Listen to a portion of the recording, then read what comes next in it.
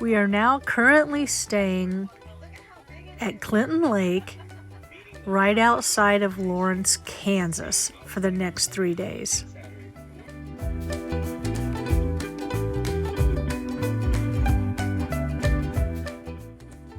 If you look really hard, you'll see a mama deer and her 3 babies.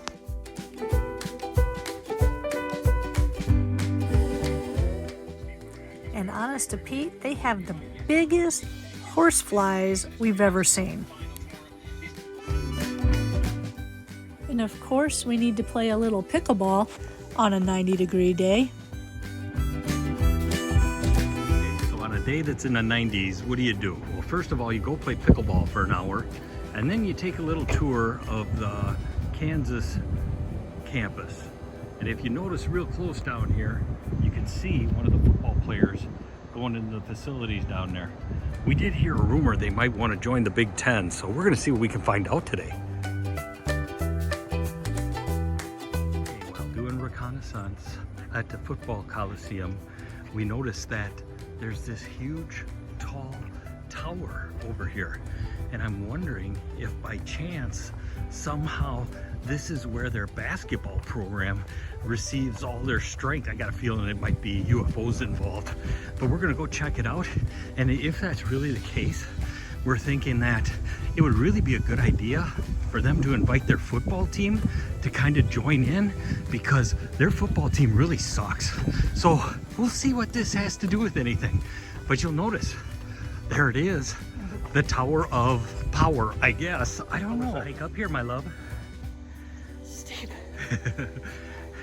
I'm wondering if it's a tower to the sun god, because look. Well, we found out what the mystery was. It's the World War II Memorial, Camden Isle, and Carleton University of Wisconsin. They actually did a performance here, but this is the World War II Memorial. Right, honey? Free government does not bestow repose upon its citizens, but sets them in the vanguard of battle to defend liberty and humanity. I'm going backwards from what you just said. From the tower, you can step out to the other side and you overlook the football stadium. You would think something like this would actually give them more power and a little improvement. Maybe it has nothing to do with the actual football skills. We'll keep investigating. I may have a lead on one of the problems for the Kansas football program. If you look up there real close, it says David Booth Kansas Memorial Stadium. If he's any relation to John Wilkes, that would explain a lot. Sign of the times. I will say it looks like it's photo day today, but I also have to wonder if they're running out of money for their football program, because their pants don't even cover their knees. Okay, we're sneaking in.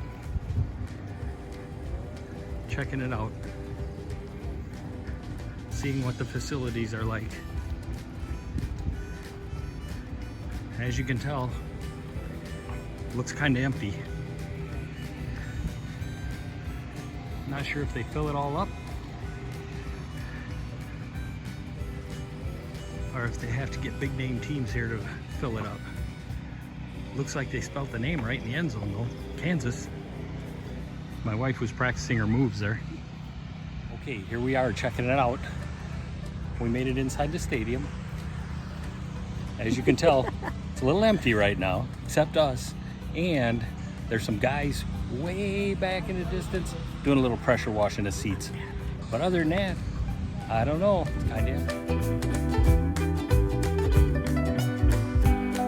Well, the greatest Kansas football player of all times, without a doubt, Gale Sayers. I think they need to find a few more of him, otherwise it's going to be a long year, especially with your quarterback turned to stone like that.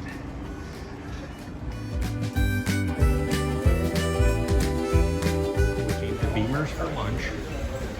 It's a barbecue place, and it actually came with a show. We had a guy standing in the middle of the road that was out by us. You can see him in the background back there. He was standing in the middle of the driveway and didn't want to let us in. Followed us around the building, came in the door, and a policeman came in right behind him. So they're outside right now, and they're behind those shades there, and they're talking to him. He's a little whacked. Anyway, hope the barbecue tastes as good as it smells. Getting the first bite. How is it, hun? Very good. And so is my brisket. Okay, we've now upgraded to an ambulance and 2 policemen talking to our gentleman. I guess he's being cooperating. We're trying to load him into an ambulance and he's fighting. He's definitely a messed up individual. Hopefully getting even more exciting. Now the fire truck is here with reinforcements, trying to keep him on the gurney outside. So what's the question, hon? So how are they going to put him in the ambulance? Because they're going to have to tie him down. And that's what they're working at right now, is restraining the guys so they've got more bodies.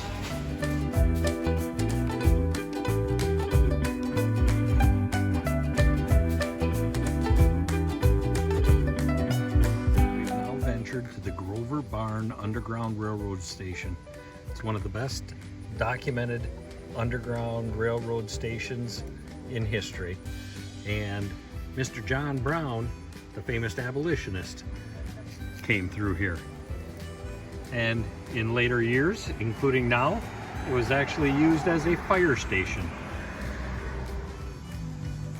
As you can tell, that was the original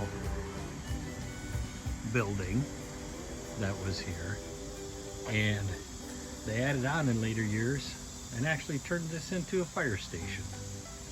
Station number 4, I believe it says. And as you can see, that's what it looked like.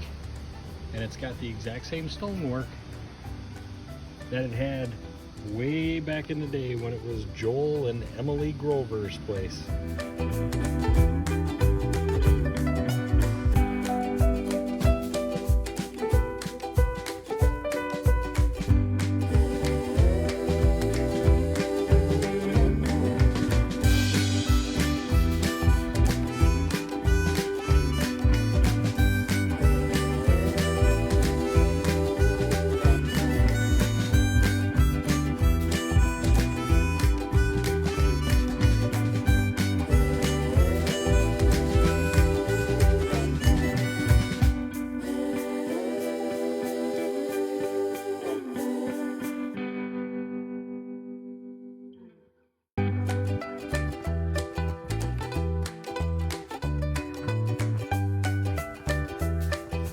This was the territorial capital of Kansas. Lecompton, Kansas, later became Lane University and is where the Eisenhower, Dwight D. Eisenhower's mom and dad actually got married. It's filled with history, including the beginning of the Civil War, because this is where the big fight started with the Democratic Party and split the vote so that Abraham Lincoln could actually get elected.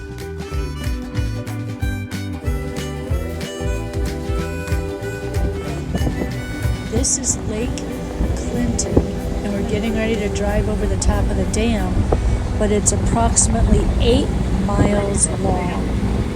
And our campground is actually on the complete opposite side of where we happen to be going across from.